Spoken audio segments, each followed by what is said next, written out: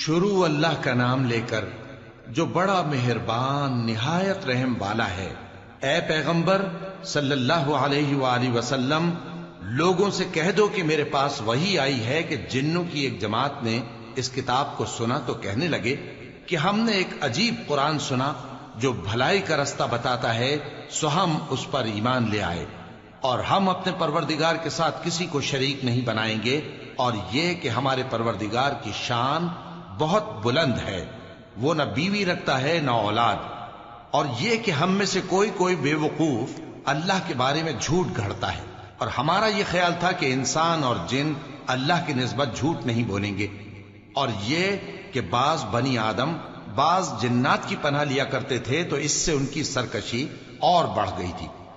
اور یہ کہ ان کا بھی یہی اعتقاد تھا جس طرح تمہارا تھا کہ اللہ کسی کو نہیں زندہ کرے گا، اور یہ کہ ہم نے آسمان کو ٹٹولا تو اس کو مضبوط چوکیداروں اور انگاروں سے بھرا ہوا پایا، اور یہ کہ پہلے ہم وہاں بہت سے مقامات پر فرشتوں کی باتیں سننے کے لیے بیٹھا کرتے تھے، اب کوئی سننا چاہے تو اپنے لیے انگارہ تیار پاتا ہے، اور یہ کہ ہمیں معلوم نہیں کہ اس سے اہل زمین کے ساتھ برائی مقصود ہے یا ان کے پروردگار نے ان کی بھلائی کا ارادہ فرمایا ہے، اور یہ کہ ہم میں بعض نیک ہیں اور بعض دوسری طرح کے، ہمارے کئی طرح کے مذہب ہیں، اور یہ کہ ہم نے سمجھ لیا ہے کہ ہم زمین میں خواہ کہیں ہوں اللہ کو ہرا نہیں سکتے اور نہ بھاگ کر اس کو تھکا سکتے ہیں،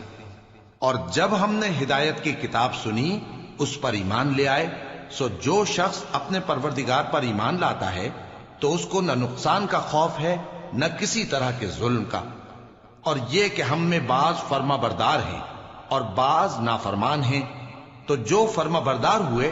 وہ سیدھے رستے پر چلے اور جو نافرمان ہوئے وہ دوزخ کا ایندھن بنے۔ اور اے پیغمبر صلی اللہ علیہ وآلہ وسلم،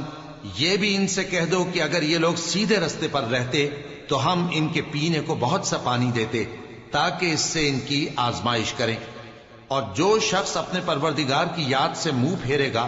وہ اس کو سخت عذاب میں داخل کرے گا، اور یہ کہ مسجدیں خاص اللہ کی ہیں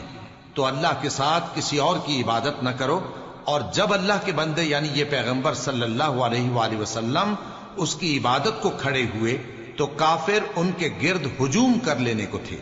اے نبی صلی اللہ علیہ وآلہ وسلم، کہہ دو کہ میں تو اپنے پروردگار ہی کی عبادت کرتا ہوں اور کسی کو اس کا شریک نہیں بناتا، یہ بھی کہہ دو کہ میں تمہارے لیے نہ کسی نقصان کا اور نہ نفع کا کچھ اختیار رکھتا ہوں، یہ بھی کہہ دو کہ اللہ کے عذاب سے مجھے کوئی پناہ نہیں دے سکتا اور میں اس کے سوا کوئی جائے پناہ نہیں پاؤں گا،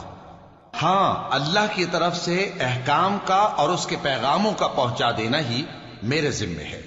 اور جو شخص اللہ اور اس کے پیغمبر کی نافرمانی کرے گا تو ایسوں کے لیے جہنم کی آگ ہے، وہ ہمیشہ ہمیشہ اس میں رہیں گے، یہاں تک کہ جب یہ لوگ وہ دن دیکھ لیں گے جس کا ان سے وعدہ کیا جاتا ہے، تب ان کو معلوم ہو جائے گا کہ مددگار کس کے کمزور ہیں اور شمار کن کا تھوڑا ہے۔